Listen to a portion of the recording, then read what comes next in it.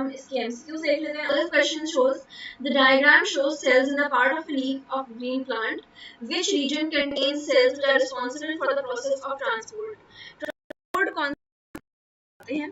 मैंने ऐसा आपको कहा था कि ये वाला स्ट्रक्चर ऑफ लीफ जो है एग्जाम्स पॉइंट ऑफ व्यू के, तो आपको यहाँ पे नजर ही आते हैं क्वेश्चन इस तरह के आते हैं। अच्छा, ये पहले आप बताएं कि प्रोसेस ऑफ ट्रांसपोर्ट ये कौन करवाता है, ट्रांसपोर्ट कौन से बारे अभी हमने बात की। ऑप्शंस देखते हैं, ए क्या है, ए यहाँ पे हमने जाइलम एंड फ्लोएम बनाया हुआ है, तो क्या ट्रांसपोर्ट करते हैं, यस ये करते हैं। फिर भी हम सारे ऑप्शन देखेंगे। बी क्या है, बी इज लोअर एपिडर्मिस, इसका काम क्या है कि ये बस कवरिंग बनाता है सेल्स की, तो इसमें तो ट्रांसपोर्ट नहीं हो रही। डी भी अपर एपिडर्मिस है, इसमें भी कोई वो नहीं हो रही। C is the palisade and spongy mesophyll cells, तो यहाँ पर ट्रांसपोर्ट नहीं होती क्योंकि यहाँ पर फोटोसिंथेसिस हो रहा होता है। अगर ये फोटोसिंथेसिस बोलते तो आप इसका आंसर सी करते, लेकिन इन्होंने प्रोसेस ऑफ ट्रांसपोर्ट बोला है तो उसमें आंसर ए होगा। ठीक है, it would be A. Then what does it say? The table shows three functions of cells which row is correct, यानी कि इन functions के लिए कौन सी row of cells correct है।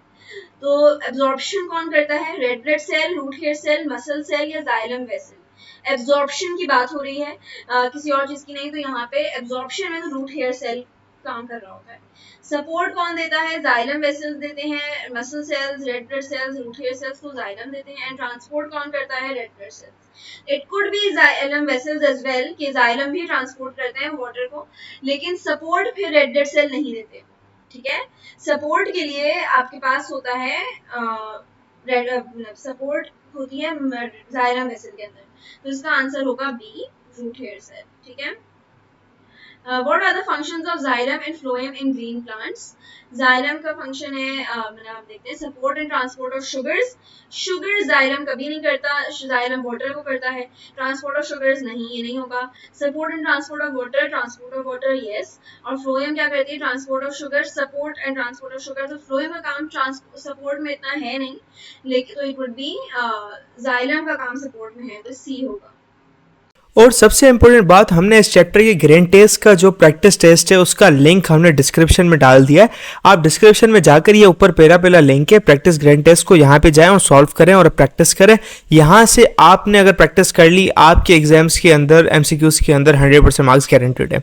उसके अलावा अगर आपको हमारे फ्री नोट्स चाहिए, lecture, guest papers, model papers चाहिए, तो इस पहली वाली लिंक पे क्लिक करके आप हमारे चैनल को ज्वाइन हो जाए, और दूसरी वाली लिंक को क्लिक करके आप हमारा व्हाट्सएप ग्रुप है इंपॉर्टेंट प्रीमियम, उसको ज्वाइन हो जाएं। ठीक है, अगर आपको ट्यूशंस वगैरह के अंदर एनरोल होना है, कोई डाउट है, तो ये हमारा व्हाट्सएप नंबर, इस पर क्लिक करेंगे आप डायरेक्ट व्हाट्सएप पे चले जाएंगे, और तमाम बुक्स के पीडीएफ इस वाले यहाँ पर आखिरी वाले आपके पास गिवन है। आप यहाँ से कोई भी बुक उठा सकते हैं, आपकी जो मर्जी चाहे, सारी की सारी क्लासेस का। इसके साथ साथ आपसे रिक्वेस्ट है, आप चैनल को सब्सक्राइब और वीडियो को लाइक भी करते हैं।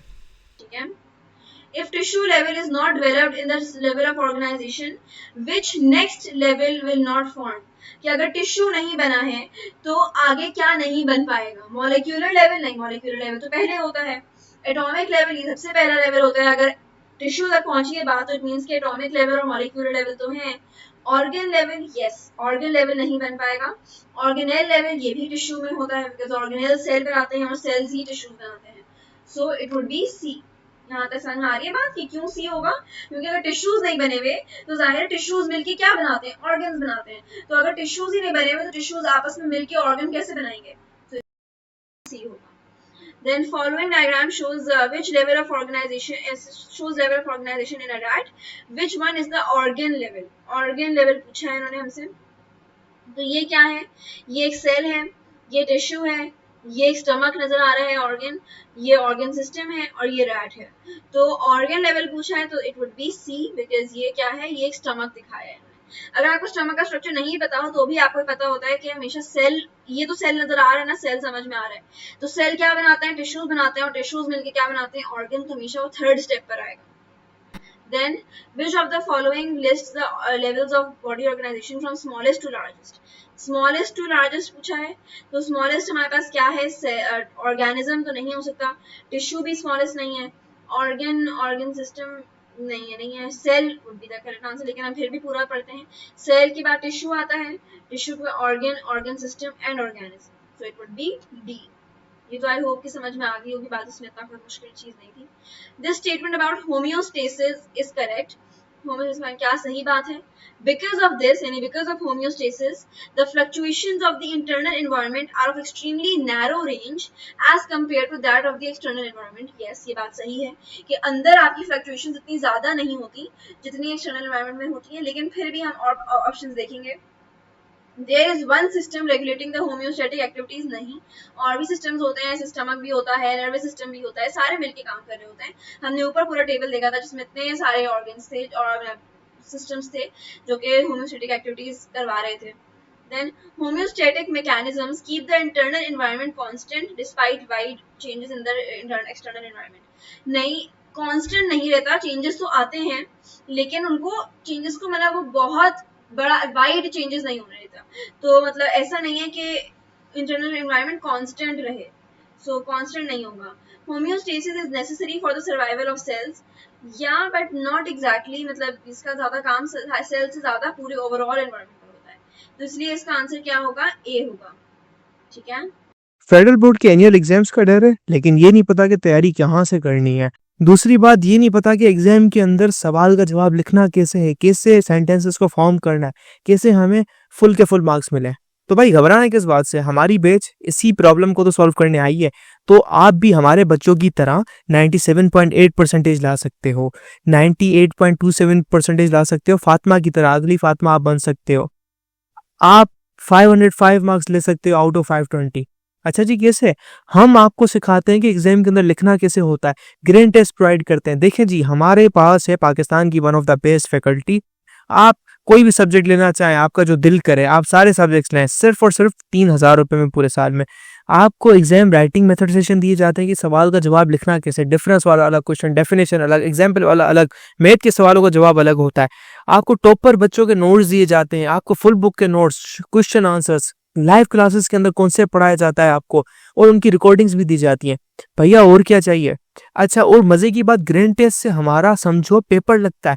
ये हमारा है केमिस्ट्री का ग्रैंड टेस्ट. इसका सवाल नंबर तुम नोट करो ये. तो भैया इस ग्रैंड टेस्ट में से आपके 3 सवाल लगे हैं क्लास 9 के केमिस्ट्री के पेपर में इस साल, जो नए सिलेबस से हुआ था 2025 के अंदर ग्रेड 9 का. तो इतने इंपॉर्टेंट हमारे ग्रैंड टेस्ट होते हैं, सारे आपको दिए जाते हैं. तो भैया देर किस बात की, इस नंबर पे कांटेक्ट करें और अभी रजिस्टर करवाएं. Then 8. Which of the following statements best describe homeostasis? Keeping the body in a fixed and unaltered state. अच्छा, जब भी unaltered या constant इस तरह के words आएंगे तो हम उसको नहीं चूज करेंगे. क्यों? क्योंकि ऐसा नहीं है कि बॉडी में कोई चेंजेस ही नहीं आ रहे कि होम्योस्टेसिस हो रहा है. आपको बुखार भी होता है, आपको कभी कभार एसिडिटी भी हो जाती है कि मिर्च वाला खाना खा लिया है, बहुत सारी चीजें कर ली, एक्सरसाइज नहीं की तो पेट में तेजाबियत सी जाती है, एसिडिटी होती है. इसका ये मतलब नहीं है कि आपकी बॉडी में चेंजेस नहीं आ रहे बिकॉज होम्योस्टेसिस हो रहा है, लेकिन उसको वो चेंजेस को उतना आपके लिए हार्मफुल नहीं होने देता, या चेंजेस को कांस्टेंट चेंजेस को ही नहीं रखता. वो चेंजेस अगर आते हैं तो उनको वापस नॉर्मल स्टेट पर ले आता है. इसलिए ये जुमला बिल्कुल सही था कि फ्लक्चुएशंस को बहुत नैरो रेंज में रखा है. कम फ्लक्चुएशंस हो, ये फ्लक्चुएशंस मतलब एक रेंज में फ्लक्चुएशंस हो. अगर आपको बुखार होता भी है तो मैक्सिमम बुखार कितना होता है, 103 104 मैक्सिमम. अगर बहुत तबीयत खराब होगी तो 104 तक जाता है, विच मीन्स कि आपका बुखार 41 डिग्रीज पे आपका इंटरनल एनवायरनमेंट आ जाएगा. 37 से अगर 41 मतलब हो जाए तो दैट वुड बी 104 फीवर.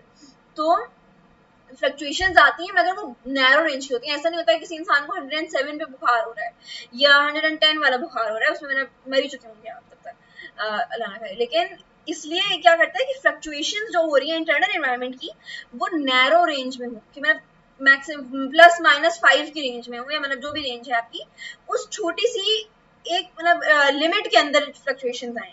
ऐसा नहीं है कि बिल्कुल मतलब फ्लक्चुएशंस आए ही नहीं, या अगर आए तो बहुत बड़ी वाइड फ्लक्चुएशंस हो जाए, तो वो उसको बचा के रखते हैं. डायनामिक इक्विलिब्रियम का क्या मतलब है कि बहुत चीजें ऊपर नीचे चेंज हो रही हैं. तो yes, this is true. Maintaining a near constant in environment, तो ये भी नहीं हो सकता, नियर कांस्टेंट नहीं होता. Altering the external environment to accommodate the body's needs, नहीं, एक्सटर्नल एनवायरनमेंट का आपसे कोई ताल्लुक नहीं होता.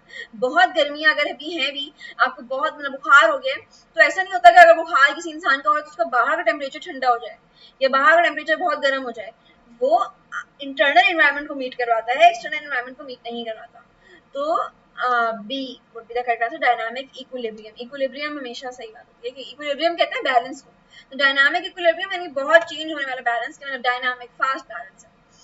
Organisms have the ability to change and modify their internal conditions according to the environment through osmoregulation, excretion, thermoregulation, all of the above. तो yes, आपके internal environment का जो इंटरनल कंडीशंस हैं वो किस तरह से चेंज और मॉडिफाई करवाता है ऑर्गेनिज्म में, तो और तीनों तरीके से होता है, ऑस्मो रेगुलेशन भी होती है, एक्सक्रीशन से भी होता है और थर्मोरेगुलेशन से भी, तो it is all of the above. Thermoregulation क्या है, टेम्परेचर चेंजेस, एक्सक्रीशन है आपकी बॉडी में अगर बहुत यूरिन या यूरिया वाली चीजें जमा हो गई या फीसेस जमा हो गए तो उसको बॉडी से निकाल देना। ऑस्मो रेगुलेशन इज के वाटर रिटेंशन बॉडी का चेंज होना। You can observe spongy mesophyll and xylem in the section of leaf. These are part of the same cell and organism, organ and organism, cell and tissue, tissue and organ.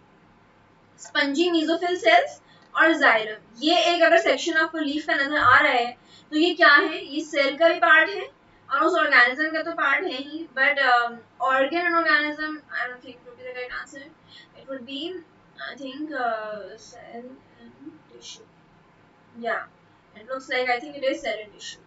Let me see. अच्छा, tissue and organ, okay. Why? Because spongy mesophyll जो है ये tissues form करता है, ये जो बहुत सारे सेल्स है ना मिलकर ये टिश्यू होते हैं, और जाइलम अगर है तो वो ऑर्गन बनाता है, xylem and phloem are organs, ठीक है, तो इस वुड बी डी। 11 का आंसर क्या है, the diagram shows a sample of material taken from an organism, which cell of organism does the sample show, which level of organism does the sample show, cell, organ system या tissue, ये क्या आपको चीजें आ रही है, तो this is, क्या पता है क्या है, न्यूरॉन है, तो neuron is a cell, it would be A. Which structure is not an organ, इनमें से ऑर्गन क्या नहीं है, आर्टरी, फ्लावर, स्पाइनल कॉर्ड या जाइलम, तो इनमें से ऑर्गन क्या नहीं है, आई थिंक इसमें से जाइलम, ऑर्गन तो सारे ही हैं, 12 का डी नहीं, आई थिंक इसमें ऑप्शन है हल्के के, because xylem is an organ, xylem is a tissue, okay I will get back to you on this, but इसका आंसर अगर डी है तो which description of xylem is correct, a cell used for absorption, an organ system used for conduction, a tissue used for transport, an organ used for transport। अच्छा, so basically मुझे याद आ गया, xylem जो है ना वो एक organ होता है, तो यही मतलब xylem tissue होता है, sorry not an organ, but तो हम xylem की description में क्या लिखेंगे, cell तो नहीं है xylem, it is tissue, organ system भी नहीं है, organ भी नहीं है, tissue होता है, tissue used for transport। C, which structure is at a different level of organization from the other three, kidney, liver, neuron या lung, तो बाकी किडनी, लिवर और लंग तो ऑर्गन्स हैं, न्यूरॉन वाहिद है जो कि क्या है, सेल है, so it would be a different level of organisation. C. 15 क्या है, the diagram shows tissue from the section of leaf, which type of cells will perform photosynthesis, photosynthesis कौन परफॉर्म कर रहा है ज्यादा, अब हमने क्या बात की थी, कौन सा फोटोसिंथेसिस प्रोवाइड करते हैं, परफॉर्म करते हैं, पैरासाइट, मेसोफिल और स्पंजी मेसोफिल, तो यहाँ पे पैरासाइट और स्पंजी मेसोफिल कौन से बने शो हो रहे हैं, 1 तो है upper epidermis, 2 is parasite mesophyll, तो 2 वाला ऑप्शन होगा, 3 क्या है हमारे पास, 3 looks like it's xylem, 4 is lower epidermis, 5 looks like spongy mesophyll and 6 is guard cells, तो 2 and 5 का ऑप्शन कोई है हमारे पास, वो बी है, इट इज करेक्ट, ठीक है।